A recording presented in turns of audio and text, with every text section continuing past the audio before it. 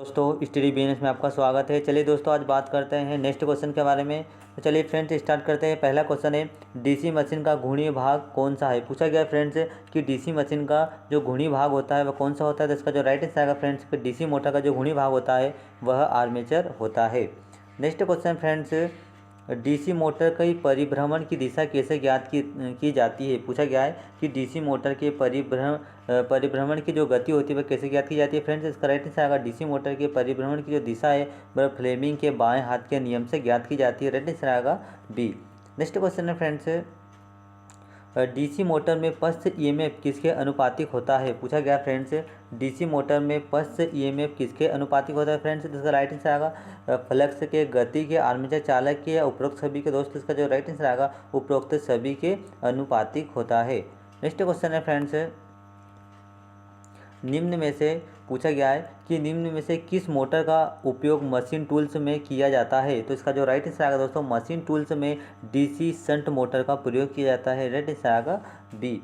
Next question है friends किसी DC motor का उपयोग भार उठाने और क्रेन में प्रयोग किया जाता है। पूछा गया किस डीसी मोटर का उपयोग भार उठाने और क्रेन में उपयोग किया जाता है। तो इसका राइट आंसर आएगा फ्रेंड्स डीसी सीरीज मोटर का उपयोग किया जाता है। नेक्स्ट क्वेश्चन है डीसी मोटर में आर्मेचर धारा की दिशा सदैव होती है। पूछा गया है कि डीसी मोटर में आर्मेचर धारा की दिशा कैसी होती है। तो जो इसका राइट आंसर आएगा कि डीसी मोटर में आर्मेचर धारा की जो दिशा होती है वह डीसी जनित्र के ईएमएफ के विपरीत होती है। राइट आंसर आएगा बी।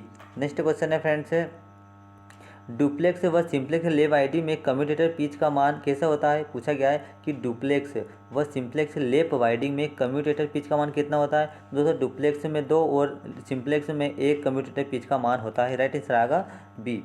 नेक्स्ट क्वेश्चन है सभी प्रकार के डीसी मशीन में निम्न में से कौन सी वाइंडिंग आवश्यक है। पूछा गया है कि सभी प्रकार के डीसी मशीन में निम्न में से कौन सा वाइंडिंग आवश्यक है। तो बंद प्रकार का जो वाइंडिंग होता है वह बहुत आवश्यक होता है।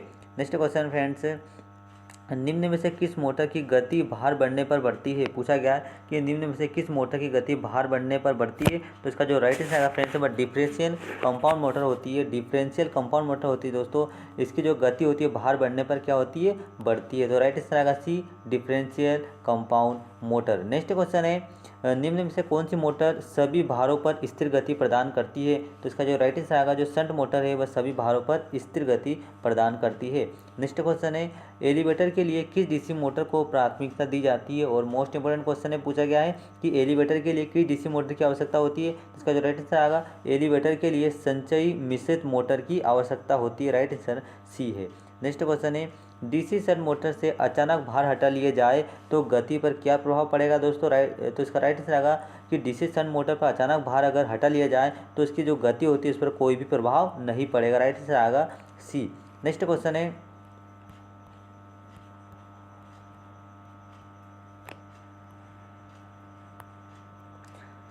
डीसी मोटर की अधिकतम यांत्रिक शक्ति का शर्त है। तो इसका राइट आंसर आएगा डीसी मोटर की अधिकतम यांत्रिक शक्ति की जो शर्त है वह EB=V/2 है। नेक्स्ट क्वेश्चन है फ्रेंड्स प्रारंभ के समय डीसी मोटर में उत्पन्न बैक ईएमएफ क्या होगा। तो प्रारंभ में डीसी मोटर में उत्पन्न जो बैक ईएमएफ होता है फ्रेंड्स वह कैसा होता है, वह 0 होता है।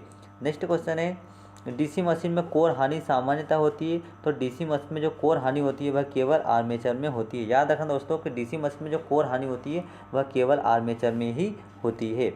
नेक्स्ट क्वेश्चन है डीसी मशीन की अधिकतम दक्षता सामान्यतः किस के पास होती है। पूछा गया है डीसी मशीन की अधिकतम दक्षता सामान्यतः किस भार के पास होती है। तो डीसी मशीन की जो अधिकतम दक्षता होती है फ्रेंड्स वह पूर्ण भार के पास होती है। नेक्स्ट क्वेश्चन है किसी डीसी मशीन की नेम प्लेट पर अंकित शर्त होती है। तो इसका जो राइट आंसर आएगा शाफ्ट पर उपलब्ध जो शक्ति होती है वही डीसी मोटर की नेम प्लेट पर अंकित होती है। नेक्स्ट क्वेश्चन है एक डीसी मोटर की अधिकतम यांत्रिक निर्गत के लिए बैक ईएमएफ तथा सप्लाई वोल्टेज का अनुपात कितना होता है। तो राइट आंसर आएगा 1:2 का जो है वह अनुपात होता है। नेक्स्ट क्वेश्चन है निम्न में से किस डीसी मोटर का गति नियमन सबसे खराब होता है। तो इसका राइट आंसर आएगा डीसी डिफरेंशियल कंपाउंड जो मोटर होती है इसका गति नियमन सबसे खराब होता है। इसका राइट आंसर आएगा D DC differential compound motor.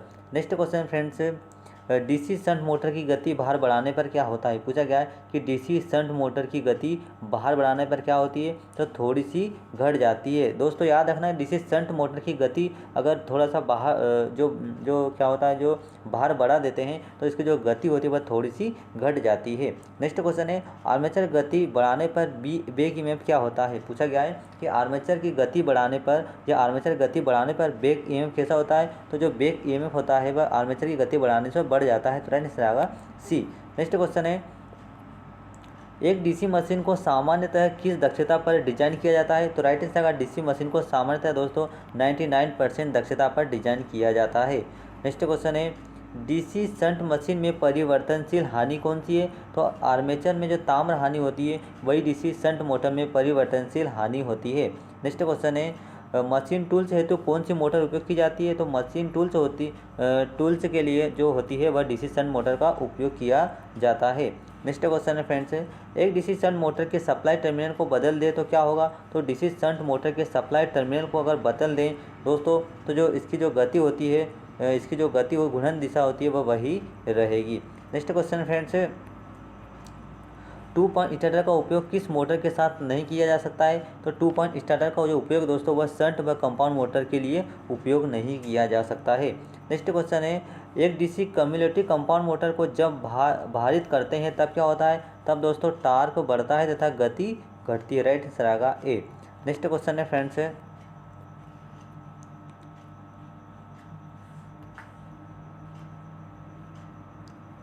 एक डीसी शंट मोटर का आपूर्ति 12% बढ़ा दे तो निम्न में से कौन सी राशि कमी होगी। तो इसका जो राइट आंसर पूर्ण भार धारा में कमी होगी। नेक्स्ट क्वेश्चन है फ्रेंड्स, किस मोटर का टार्क पूछा गया है कि किस मोटर का टार्क भार के समानुपात बढ़ता है। तो शंट मोटर का जो टार्क होता है वह समानुपात रूप से बढ़ता है। नेक्स्ट क्वेश्चन है, एक 4 पोल डीसी सीरीज मोटर को निर्वात गति क्या होगी। तो इसका जो राइट आंसर रहेगा अनंत होती है। दोस्तों सीरीज मोटर की गति नो लोड पर अनंत होती है। नेक्स्ट क्वेश्चन है, एक डीसी शंट मोटर शून्य भार पर 1000 आरपीएम है जो लगातार 12 घंटे चलती है। 12 घंटे के बाद मोटर की गति क्या होगी। तो इसका राइट आंसर आएगा 1000 आरपीएम से भी इसकी जो गति होगी वह अधिक होगी। नेक्स्ट क्वेश्चन है, एक डीसी सीरीज मोटर में आर्मेचर धारा पूर्ण भार धारा के 70% कर दे तो टार्क कितना परसेंट होगा। तो जो टार्क होगा फ्रेंड्स वह 15% हो जाएगा। नेक्स्ट क्वेश्चन है, किस मोटर की नेम प्लेट पर अंकित शक्ति क्या होती है। तो शाफ्ट पर जो उपलब्ध शक्ति होती है वही मोटर पे नेम प्लेट पर अंकित शक्ति होती है। नेक्स्ट क्वेश्चन है, फ्लाई व्हील हेतु किस डीसी मोटर का चयन करेंगे। पूछा गया है कि फ्लाई व्हील हेतु किस डीसी मोटर का चयन करेंगे फ्रेंड्स। तो राइट आंसर आएगा फ्लाई व्हील हेतु संचयी कंपाउंड मोटर का प्रयोग करेंगे। नेक्स्ट क्वेश्चन है, डीसी सीरीज मोटर को भार पर स्टार्ट करने की सलाह दी जाती है, इसका क्या कारण है। तो गति कम करने के लिए ही डीसी सीरीज मोटर को भार पर स्टार्ट करने की सलाह दी जाती है। राइट आंसर आएगा सी।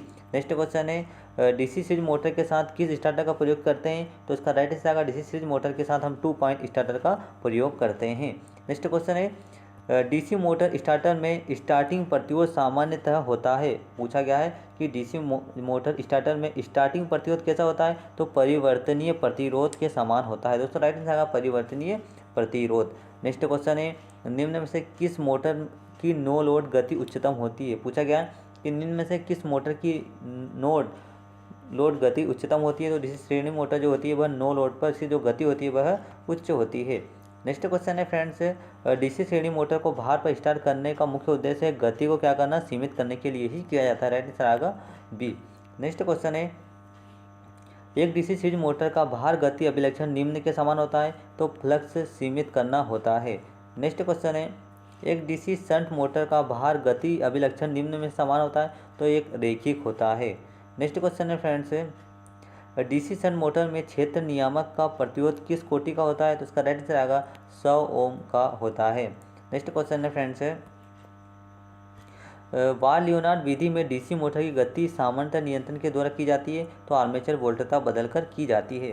दोस्तों आपको वीडियो कैसा लगा कमेंट से बताओ और आपने चैनल को सब्सक्राइब नहीं किया दोस्तों सब्सक्राइब जरूर करें। Thank you.